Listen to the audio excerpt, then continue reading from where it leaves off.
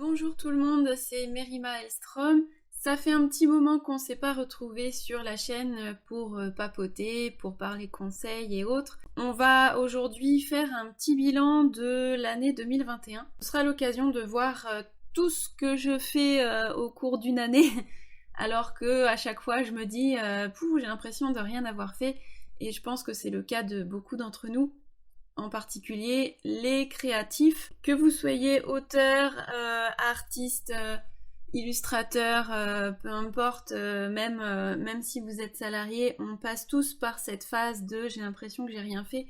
Et en fait, quand on regarde le chemin parcouru, quand on se retourne et qu'on regarde un petit peu tout ce qu'on a fait dans l'année, eh bien, on se rend compte que finalement, on a fait pas mal de choses. Donc aujourd'hui, ce sera un podcast bilan, et une prochaine fois, je ferai les objectifs de 2022, parce que sinon ça va être un enregistrement beaucoup trop long et je préfère que ça reste un format assez court. Alors, je vais vous donner, je vais vous parler un petit peu de tout ce que j'ai fait dans mon année 2021. C'est pas forcément dans l'ordre, je vais essayer, mais il y a des choses qui se chevauchent un petit peu, donc il est possible que ce soit pas vraiment dans l'ordre. Je vais pas forcément rentrer dans les détails non plus, par contre je vais essayer de vous livrer un petit peu mon ressenti par rapport à ces événements-là, et puis parce que c'est aussi ça, faire le bilan de ce qu'on a fait, c'est voir si on est satisfait ou pas, et qu'est-ce qu'on pourrait éventuellement changer. Donc l'année 2021 a été encore bouleversée par la crise sanitaire. Ça a été mieux que 2020, mais on a quand même, on est encore en plein dedans. Du coup, le fait de me fixer beaucoup d'objectifs, ça a été peut-être un moyen pour moi d'éviter de trop déprimer par rapport à tout ce qui se passait. Mais je suis aussi comme ça, hein, vous me connaissez maintenant, je suis une hyper créative, j'ai besoin de faire plein de choses. Et puis ça me passionne tout simplement, donc voilà. J'ai commencé en janvier par lancer mon association l'Imaginarche, que vous connaissez sans doute maintenant parce que je vous en ai déjà parlé, c'est pas nouveau. Elle a été créée officiellement le 25 janvier 2021. Des petites choses ont changé depuis, on n'a plus tout à fait les mêmes personnes dans le bureau, on a peaufiné les choses, mais voilà, en gros, on avait déjà l'idée de départ, et avec une idée de webzine littéraire trimestriel, donc ça c'était déjà clair dès le début. Ensuite, qu'est-ce que j'ai noté? La sortie de mon roman fantastique Esprit de meute, c'est mon tout premier roman terminé. C'est pas la première idée que j'ai eue, mais c'est le tout premier que j'ai terminé, qui est sorti le 14 avril aux éditions de La Caravelle. Ça a été pour moi une grande joie d'apprendre que je serais publiée aux éditions de La Caravelle, parce que déjà pour moi c'était mon objectif, je voulais qu'un de mes romans soit en maison d'édition.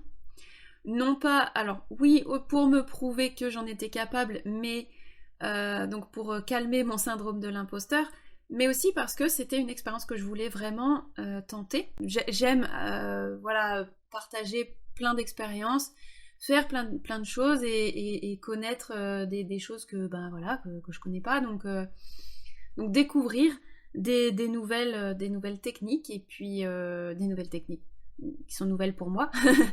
et donc voilà, ça a été vraiment super, parce qu'en plus les éditions de La Caravelle, l'éditrice des éditions, c'est une amie. Alors c'est pas pour ça que j'ai été, c'est pas elle qui m'a choisie, hein, c'est son comité de lecture, donc il n'y a pas du tout de favoritisme, c'est pas parce que c'est mon amie que j'ai été éditée.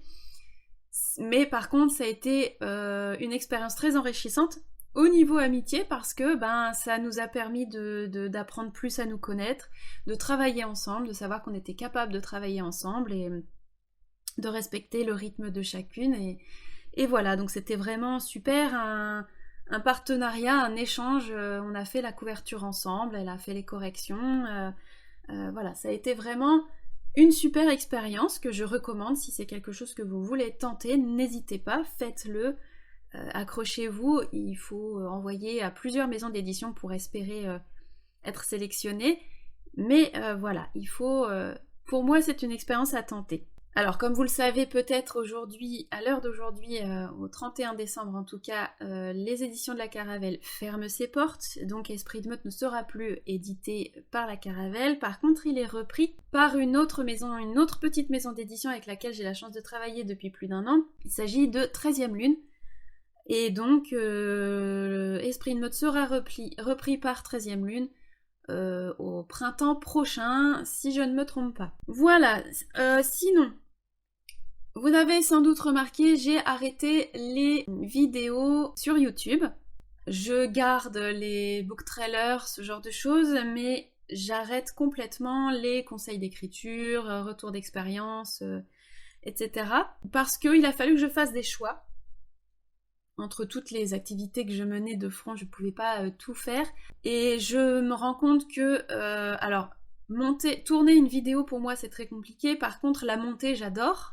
Mais voilà, tout le processus de créer une vidéo, c'est très long, très chronophage, et malheureusement, j'ai très peu d'heures dans ma semaine pour travailler, et donc ça se faisait au détriment de l'écriture notamment, qui pour moi est une de mes priorités, donc j'ai décidé d'arrêter les vidéos. Je reprendrai sans doute sous un autre format, je ne sais pas encore, pour l'instant, c'est pas au programme. En tout cas, j'ai adoré faire ça, hein. C'est quelque chose de vraiment très gratifiant. C'est aussi très gratifiant de découvrir qu'on est capable de faire des choses qu'on pensait pas capable. Hein. Moi, je pensais pas du tout réussir à parler devant une caméra, et en fait, si, ça se passe très bien. Évidemment, il faut s'entraîner, il faut dépasser le stade de la timidité et les bégaiements et le cafouillage et c'est pareil là dans l'audio, il y aura beaucoup de modifications à faire au montage, mais c'est pas grave, c'est gratifiant aussi et c'est quelque chose que j'aime beaucoup faire. Sinon, dans le même temps, j'ai mis fin également au blog sur mon site internet puisque, pareil, hein, c'est chronophage et je peux pas tenir les réseaux sociaux, l'écriture, mon métier de correctrice, plus m'occuper de mon fils, de mon cheval, enfin voilà, il y a beaucoup de choses. Donc j'ai arrêté également les articles sur mon blog. J'ai quand même réussi à écrire, donc c'est ma plus grande réussite de cette année, j'ai terminé le premier jet de mon premier tome de Eretilia, donc ma trilogie fantasy, qui sortira l'année prochaine. Donc voilà, je l'ai terminé en mai, je l'ai écrit entre janvier et mai, un peu plus de 100 000 mots, et ensuite je l'ai envoyé à mes bêta-lecteurs et bêta-lectrices. Ça a été une grande joie de terminer cette première étape, parce que ça fait plus de 10 ans, enfin oui, ça fait une dizaine d'années que je suis sur ce projet, et c'est très très long. J'ai viré de bord, j'ai changé d'intrigue, j'ai eu du mal à trouver des personnages, enfin voilà, j'avais vraiment l'univers de base, mais j'avais pas d'histoire et pas de personnages, donc ça a été très compliqué. Ça fait plusieurs années que je travaille sur cette version, et là, cette année, j'ai décidé de m'arrêter sur cette version-là et d'aller au bout de cette version-là que j'avais décidé en janvier, et de ne plus changer. Je l'ai terminé en juin et je l'ai envoyé à mes bêta-lecteurs en... Non, je l'ai terminé en mai et je l'ai envoyé à mes bêta-lecteurs en juin. Je travaille encore actuellement dessus, je suis sur la fin, il me reste un chapitre et l'épilogue à terminer, à l'heure où je tourne où j'enregistre ce podcast. Donc, en théorie, il sera terminé au 31 décembre. Et ensuite, je l'enverrai à ma bêta-lectrice professionnelle et correctrice, qui est Amélie des éditions de la Caravelle. Eretilia sortira en auto-édition, hein, il sortira pas en maison d'édition, donc le fait que Amélie soit aux éditions de la Caravelle ne change absolument rien. Ce sont des services aux auteurs qu'elle propose à côté. Au fil de l'année, vous l'avez sans doute remarqué également, j'ai modifié, peaufiné, amélioré mon feed Instagram.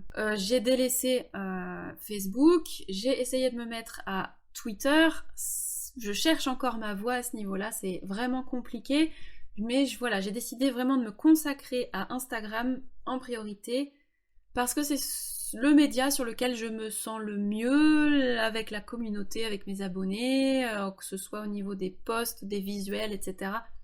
Pour moi, c'est là que je m'y retrouve le mieux. Donc on est à 3 posts par semaine, la question du lundi, la présentation de mes univers ou de ma promo le mercredi, et la présentation d'auteurs et autrices auto-édités ou en maison d'édition le vendredi. Au cours de l'année, j'ai également développé mon activité de correctrice. J'avais donc 6 tomes à corriger pour une collègue auto-éditée d'Urban Fantasy, et j'en suis actuellement au tome 5, donc voilà, bientôt fini, et j'ai des nouveaux clients qui arrivent pour le début de l'année 2022. Donc à ce niveau-là, ça se développe petit à petit, c'est assez régulier, et je suis assez contente des résultats, même si je suis pas encore à vivre de cette activité-là. Et voilà, ça demande du temps, ça demande... c'est pas les clients qui manquent, mais arriver à corriger un roman en très peu de temps, pour que ce soit plus rentable, c'est plus compliqué pour moi. Je ne peux pas travailler le soir, je ne peux pas travailler tôt le matin, je compose entre ma vie de maman et ma vie d'autrice et de correctrice, donc voilà, ça demande des ajustements et une organisation que je suis toujours en train de chercher. J'ai eu la chance de voir un de mes textes publié dans l'Indépenda en octobre, une nouvelle qui s'intitule Gynécée Adélie. Vous pourrez retrouver l'Indépenda gratuitement sur Amazon, Kobo, en PDF sur le site directement de l'Indépenda.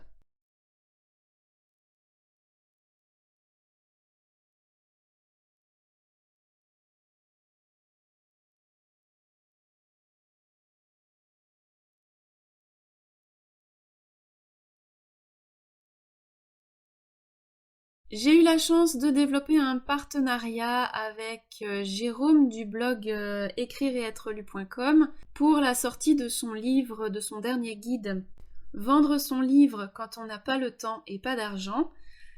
À la fin, ou je ne sais plus si c'est exactement à la fin, ou en tout cas dans la partie qui parle correction, il y a un code vous permettant de bénéficier d'une réduction sur une correction par mes soins. Donc si vous achetez l'e-book, puisque c'est au format numérique exclusivement, si vous achetez l'e-book de Jérôme, vous aurez une réduction sur mes corrections, valable une fois. Voilà, c'est déjà pas mal. Voilà, je crois qu'on arrive à la fin de ce bilan. Si j'ai également développé mon Discord, mon propre Discord à moi, chez Merima. Je vous mettrai tous les liens en barre d'infos. Sur ce Discord, vous pourrez alors tout simplement échanger avec moi voilà, sur l'écriture, sur la lecture, sur la fantaisie, la science-fiction, que sais-je encore. Mais c'est également l'occasion d'organiser des séances d'écriture avec ou sans sprint, hein, c'est pas obligatoire. Il y a le bot Sprinto, mais si vous n'êtes pas habitué, si vous voulez pas sprinter, si vous voulez écrire tranquillement, il n'y a aucun aucun prérequis, c'est vraiment comme vous voulez. Il y a une petite partie, il y a un salon spécifique pour parler de nos objectifs et se motiver. Si vous recherchez de la motivation, si vous voulez aider les autres auteurs et autrices qui sont là à se rebooster, à trouver la motivation, voilà, on est là pour ça. Et puis ce Discord, c'est aussi pour parler de mes écrits, évidemment, il y a aussi une petite partie, un salon pour mes écrits, qui vous présente mes histoires, mes projets, etc. C'est en attendant d'avoir ma chaîne Twitch, pour des streams, donc des lives, notamment d'écriture, des interviews, des quiz et puis du gaming, parce que je joue aussi à des jeux vidéo. Mais tout ça, ce sera pour l'année prochaine. On croise les doigts pour dès que j'aurai la fibre chez moi. Pour l'instant, ils sont en train de l'installer, mais on ne sait pas quand est-ce qu'on pourra y avoir accès. En tout cas, pour le moment, tout se passe sur Discord. Vous pouvez vous inscrire, il n'y a aucun souci, vous êtes les bienvenue. Voilà, je crois que j'ai fait le tour un petit peu de l'année 2021. Ce que j'en retire particulièrement, c'est que je suis très fatiguée à la fin de cette année, mais par contre, je suis pas du tout démoralisée, je suis pas du tout démotivée. Au contraire, j'ai plein de projets pour 2022 et la suite. Et je suis très enthousiaste à l'idée de commencer à mettre en place ma campagne Ulule notamment. et puis les différents numéros de notre webzine pour l'association et d'écrire mes nouveaux les projets qui attendent d'être écrits. Je suis toujours à la recherche d'une organisation plus efficace pour mes différentes activités et pour concilier ma vie professionnelle et personnelle. J'ai beaucoup de mal à trouver plus de temps et en fait peut-être qu'il faut juste que je me résigne que j'aurai pas plus de temps dans une journée ou alors il faut que j'arrête de regarder Netflix. Sauf que c'est ma façon à moi de décompresser et le soir je suis très fatiguée, j'ai envie de rien faire d'autre donc voilà, des fois c'est juste une question d'acceptation. Mais ça va le faire. Ah oui, je vous ai pas parlé aussi, j'ai fait plusieurs formations au cours de l'année, notamment les masterclass de Cécile Duquesne, de Nathalie Bagadet, et puis une formation de Blandine P. Martin, concernant l'emailing, donc pour mettre en place une liste email, des mails réguliers à nos abonnés. Donc c'est pour ça aussi, si vous êtes abonné, vous avez remarqué que ma liste email, que mes mails ont changé. C'est désormais une fois par semaine, tous les lundis, à 7h30. Je vous parle de ma vie d'autrice, je fais le rapprochement avec mes écrits, avec mes histoires.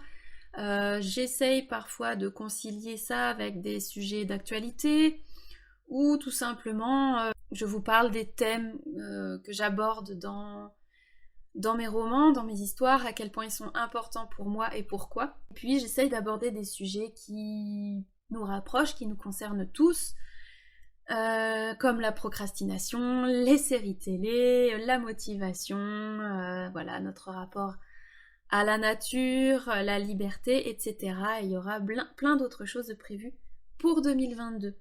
Mais je ferai un autre enregistrement pour les objectifs de 2022 dans un autre enregistrement. Sur ce, je vais m'arrêter là. Je pense que c'est suffisamment long et dense. Je vous remercie d'avoir écouté jusqu'au bout et je vous dis à très bientôt. Abonnez-vous, likez la vidéo, n'hésitez pas à poster un commentaire. Ciao, bye bye!